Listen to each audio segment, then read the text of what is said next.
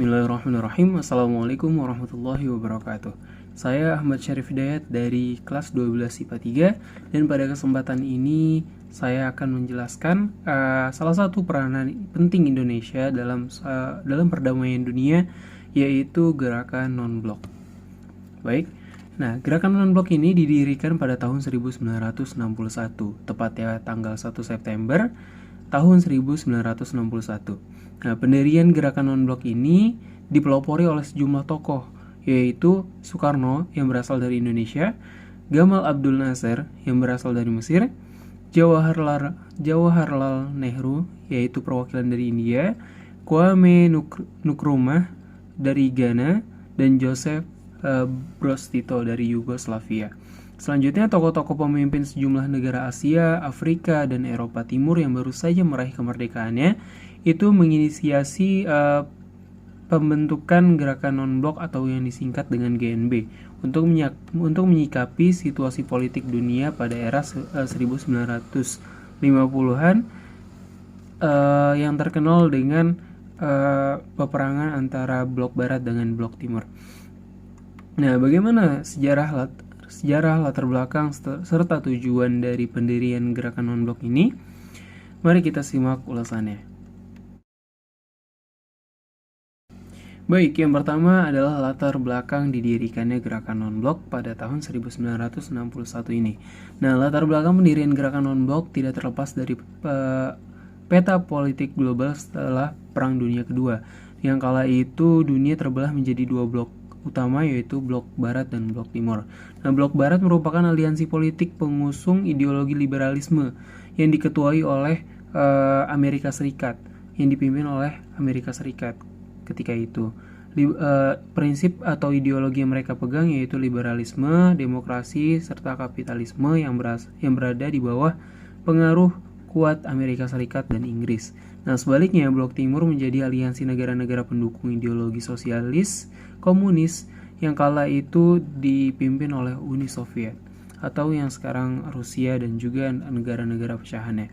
Nah, berdasarkan catatan Nancy Rahman dalam modul sejarah tahun 2020 terbitan Kemdikbud, meskipun kekuatan dua blok itu mendominasi pencaturan politik dunia, masih banyak negara-negara lain yang sebenarnya bersikap netral.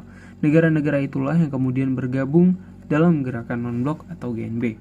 Nah, sudah disebutkan bahwa dua blok lahir sebelum GNB didirikan. Nah, blok barat terdiri dari 8 negara, yakni Amerika Serikat, Inggris, Prancis, Belgia, Belanda, Norwegia, Luxembourg, dan Kanada. Sedangkan blok timur memiliki anggota sejumlah 4 negara, mulai dari Uni Soviet, Cekoslovakia, Jerman Timur, dan Rumania.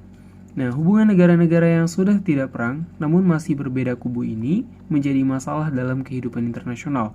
Dan menanggapi situasi ini, negara-negara yang baru mendapatkan kemerdekaan di kawasan Asia Afrika pun melakukan diskusi, tepatnya melalui Konferensi Asia Afrika atau KAA di daerah Bandung, Jawa Barat. Nah, Konferensi Asia Afrika memiliki hubungan erat dalam gerakan non-blok.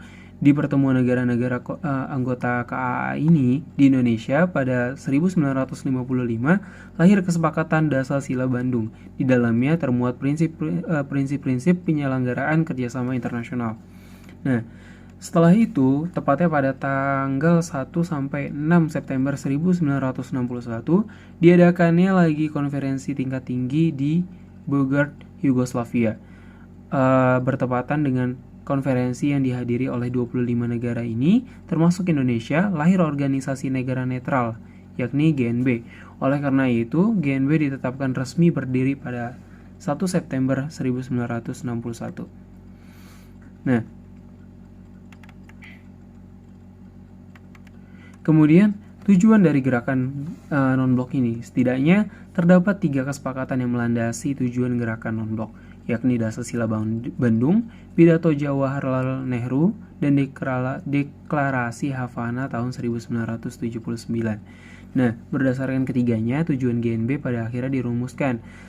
Secara ringkas, tujuan GNB adalah mengawasi kedaulatan negara-negara netral anggota GNB, serta menentang seluruh kejahatan internasional.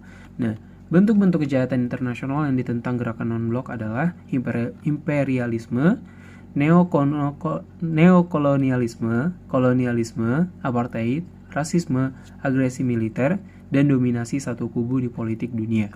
Nah, lalu perang dingin yang terjadi saat itu antara dua kubu juga menjadi alasan GNB untuk memiliki tujuan sebagai blok yang dapat mengakhiri perang tersebut.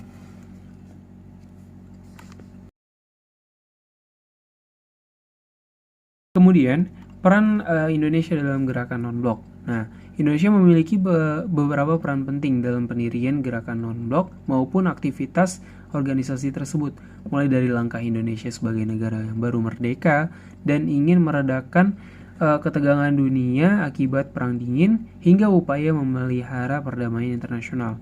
Nah, berikut ini beberapa poin tentang peran Indonesia dalam gerakan non-blok. Nah, yang pertama menjadi pelopor gerakan non-blok ini. Pertama, Soekarno itu selaku presiden pertama Indonesia bersama 4 pemimpin dunia lainnya menjadi pelopor berdirinya gerakan non-blok. Presiden Soekarno juga melopori penyelenggaraan konferensi Asia Afrika yang punya peran penting dalam pendirian gerakan non-blok. Lalu yang kedua, menjadi tuan rumah pertemuan. Nah, peran Indonesia bisa dilihat dari pelaksanaan KAA yang dilaksanakan pada 1955 di Bandung, Jawa Barat. Kala itu negara-negara yang tidak memihak dua blok yang ada akhirnya menyatakan keinginan untuk bersikap netral. Ada 29 kepala negara-negara yang ada di Asia Afrika yang baru merdeka hadir dalam forum KAA tahun 1955 ini.